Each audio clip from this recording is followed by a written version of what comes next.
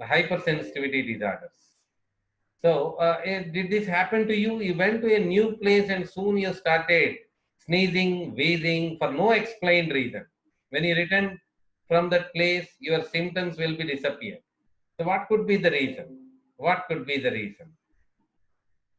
So, the reason some people are highly sensitive to dust particles, pollen present in that environment. That means, for example, along with your four friends, you are walking in a market where the various kinds of airborne substances, airborne pollutant substances are present.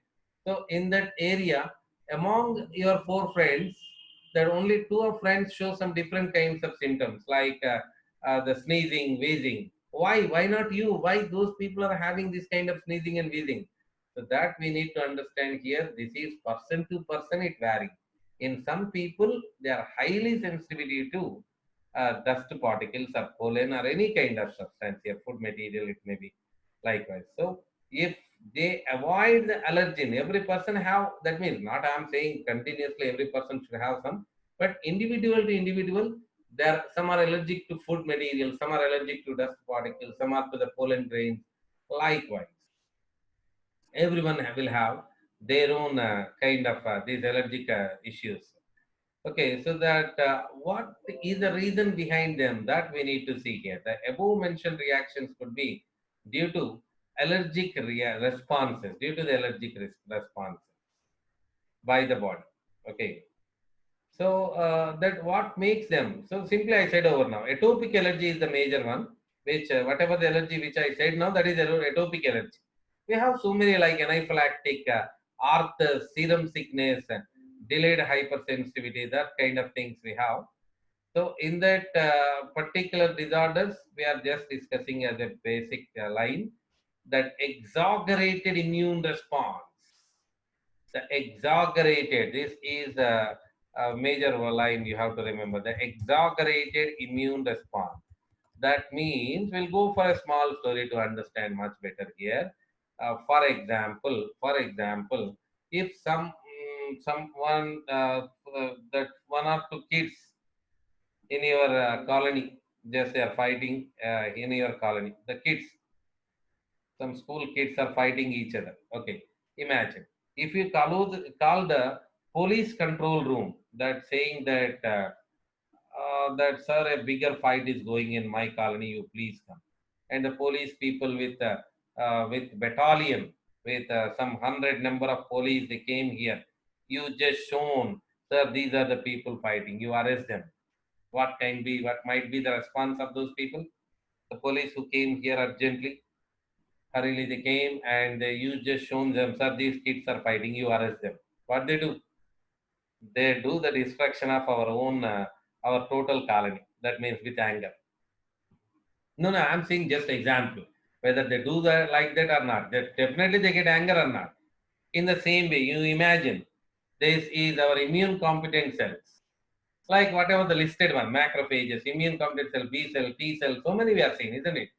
So among them, if we call our immune competent cells into the place where there is no actually the microbes are there, that there is no actually the microbes are less in number, are very less in number, or the no microbes there. If you call them unnecessarily to the site of injury, that means where there is no microbe or very less number of microbe. What our police do, what our immune competent cells do, they start destruction of okay, they do is destruction of microbe or less in number, but they also do the destruction of our own cells here, that we say simply that overaction of immune cells or exaggerated response of immune system because of certain antigens present in the environment. The exaggerated immune response, that means simply, let's take an example, animal dander or pollen grain. So as I said to you, four of your friends are traveling, that entered in the market, some place where they breed pollen grains. In the friends' names are A, B, C, D. Okay, in the B and C, the sneezing happened. Okay, so there's just a huge disturbance happened in their nasal chamber. So why? Why we need to understand in those people, their immune system, particularly mast cells, the activity can be done by mast cell by releasing histamine, heparin, bradykinin, serotonin, these kind of things. So that in these two people only why they responded, that means their immune system shown some hyperactivity, exaggerated immune response. Okay. Then A and D, their immune system is working properly. That they are not, they didn't call the police control group. A and D. B and C happened there. That you have to imagine in that way. So there are different types of hypersensitivity reactions. Which now we are discussing whatever there is type 1 hypersensitivity. In that atopic allergy we are discussing, referred to as atopic allergy. It is due to the release of chemicals such as histamine and serotonin from the mast cells. The antibodies responsible for the allergies are of the group IgE. That means, as earlier we said, like the mast cells are having on their surface IgE and some antibodies are present. We said it. Which antibodies? IgA antibodies. Which antibodies are present in the mast cells? IgA antibodies. Okay. Imagine instead of IgA antibodies, if that person is having that IgE antibodies. Okay, so let's take the same example that I said over A, B, C, D is walking in a place that by breathing animal dander or pollen grain or something else, that B and C facing this particular sneezing and exaggerated immune response. A and D look normal. So imagine in A and D that what antibodies are present? This one, IgA, above on the mast cell. This is mast cell. Okay. So in this is the mast cell. Those people who are showing such response, they have IgE antibody. That's the difference. So why they are present, you cannot ask that kind of things here. That's also that means some genetical issues, some mutations may happen over. So that means instead of IgA and the mast cell, IgE is present. They don't show the discrimination. IgE, when exposed to the pollen grain, then mast cell release. That IgE promote the mast cell to respond exaggeratedly. Histamine, heparin, bradykinin, serotonin, prostaglandin, that in large amounts they release, and we invite various kinds of immune cells or bigger police, T, B cells will come there. So what is there? Nothing is there to kill. So they start destruction of our own cells. Okay, so when the same pollen grain exposed to the IgA, nothing happened. That's what I am saying. That nothing is going to happen. Okay, so that's the story. Just let's go through the text here. The antibodies responsible for allergies are of the group IgE. The substances to which allergy is produced are called allergen. That may be animal dander or pollen grain or food substances or anything else. Any kind of food maybe sometimes.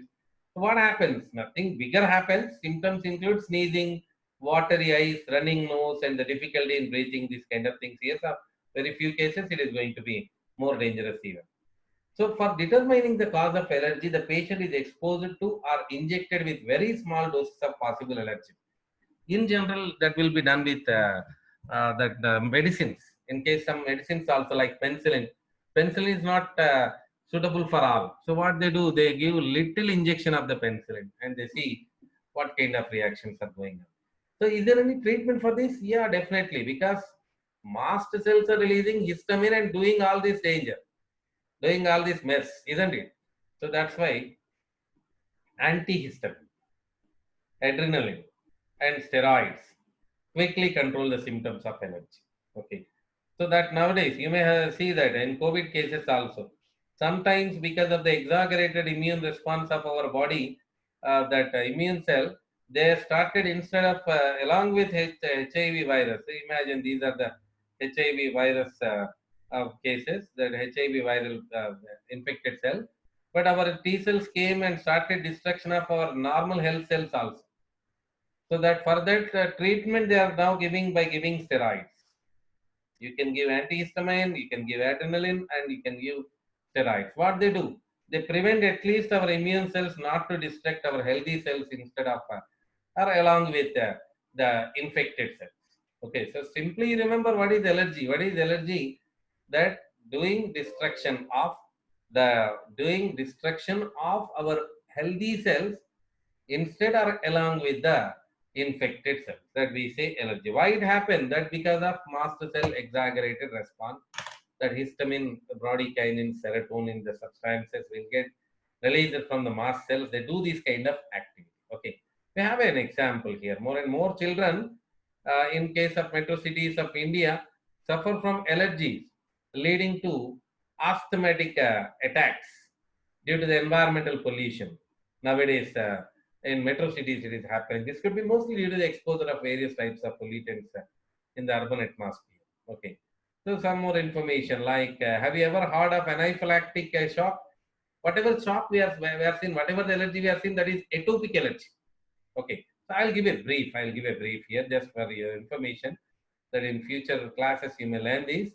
So just for information, basically hypersensitivity is classified into type 1 and type 2. Okay.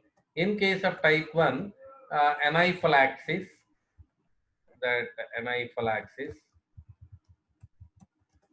and atopic, till the time we have whatever the discussed allergies, atopic allergy, mast cell activity allergy, atopic, arthus, and serum sickness. Serum sickness is little bit interesting. You may know nowadays plasma transfer is happening. So due to the plasma transfer from other persons, the patients are taking plasma, isn't it? So the mild side effects can be seen over in those people because that plasma of other people is taken. Some other proteins may be present in the donor's plasma, so that may cause serum sickness. Not much dangerous here. That, but some allergic response can be seen over. Okay. Then type 2. So type 2 is a little bit interesting issue. Type 2. Type 2 is called a delayed hypersensitivity. Delayed hypersensitivity allergy, we say. Okay, that everyone may face this actually. Not much dangerous here. Delayed hypersensitivity. It is due to the T helper cells actually. T helper cell, which specifically named as T delayed hypersensitivity cells. They're specifically named as T delayed hypersensitive T cells. Okay.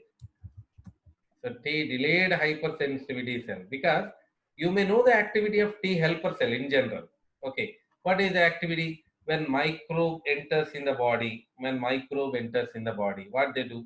The T helper cell will come and they recognize, they may present it to the B cells or T cells. That is general way. Okay. But these T delayed hypersensitivity cells, delayed, yeah, let me write D, delayed. T delayed hypersensitivity cells are, they don't respond like normal helper cells. These are also helper cells. T delayed hypersensitivity cells are nothing but helper cell, but they respond delay. When they respond, they exaggeratedly respond over. Okay, so that means that when microbe enters, microbe or something foreign body enters in the body, so T helper cells, what they do? They don't do anything. They don't respond immediately. But when they respond exaggeratedly and invite our immune cells into the place rapidly. Okay, so that nothing to kill here actually, are very less to kill.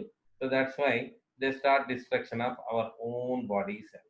Okay, so that means T delayed hypersensitivity cells became responsible for the, along with the that particular the infected one and our host cells also. Let's take an example, you'll understand easily. When you eat the spicy food like biryani or something else, when we eat, when you eat, okay, then that is kind of spicy food or different kinds of that washing clothes is also one of the good example. While washing the clothes with a detergent soap, at the time of washing, at the time of eating, you don't feel anything. But after a period of time, you feel some burning sensation between the fingers. Have you expected this? At least in the first case, I think so. Nowadays, people are not washing clothes. But at least in the first case, people are eating biryani much here. So in those cases, while eating nothing, it seems to be nothing. It seems to be. But after a period of time, you may feel some burning sensation in between the fingers, isn't it? So that is because of that foreign particles, that the spicy particles may do some. Okay, so what reaction? Not, I'm not going to say for all things happen. For all the people, it will happen, but most times it will happen. If you feel burning sensation, you understand instead of T helper cell, they are activating a T delayed hypersensitivity helper cell, which are responding late while eating, that they are not responding. After a period of time, they're responding and they're responding late, and their response is going to be exaggerated. So that's it. That's the story. Okay. That's the story of hypersensitivity. Okay, then let's complete the remaining two issues we have. Autoimmune disorders. Generally, our immune system can recognize our own proteins, does not attack on our own tissues. That is natural.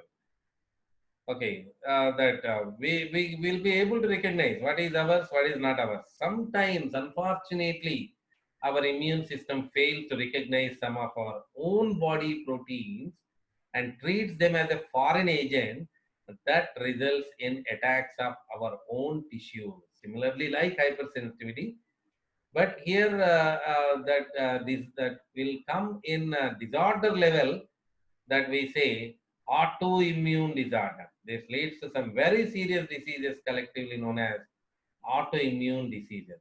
Graves disease, Graves disease, one of the best example, and rheumatoid arthritis, myasthenia gravis, Addison's disease.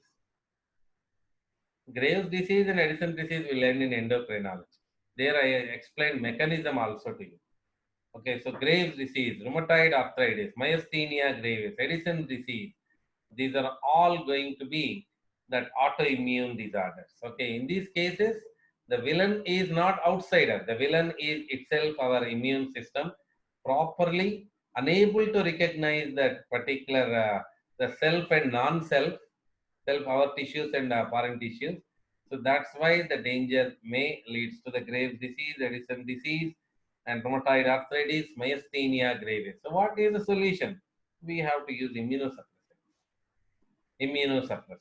So that's it. Okay, graft rejections. We discussed actually making explanation of the NCRT about the graft rejection. So let me say once again, as I said to you, that autograft, that means our own tissue transplanted from one of our body part to the another body part. Like in burning cases, the skin will be collected from our thigh region in general and will be pasted on our face. What do you call autograft? No complications in this case because our own tissue, isn't it? Isograft, grafting of tissue or organ from twin is called isograft, which is not in general issue that everyone don't have their co-twin. All we are not twins, but in cases of twins, if it is done, that means from the twin brother or sisters, whatever. If we are collected kidney from one person to the other, we call isograft. In general, whatever we do, that is allograft. Whatever nowadays, whatever we are doing, that is allograft, we can say. What is allograft? Allograft means the transplantation of organ or tissue from the individuals of the same species, we can say allograft. Okay, so just definitions for general information sake, that's why I'm not writing anything there, just listen carefully, that's all. Allograft, which we are nowadays we are doing. We have another also, xenograft, which is from other species, which nowadays we are not doing that kind of thing. So when some human organs like cornea, heart, liver, kidney, etc., fail to function satisfactorily, transplantation is the only remedy to enable the patient to lead a normal life. Whenever such organs are transplanted, the host body identifies them. So what he is saying about allograft. Okay, so that information is about allograft. Host body identifies them as a foreign and initiates the graft rejection sooner or later. Okay, hence tissue matching and blood group matching are all essential before undertaking any graft or transplant. Even after this, the patient has to take immunosuppressant drugs throughout their life. Okay, the tissue matching or blood group matching are essential. Okay, but even after that, some side effects can be seen in our immune system. We have to watch always. It may do attack on that particular organ we are transplanted.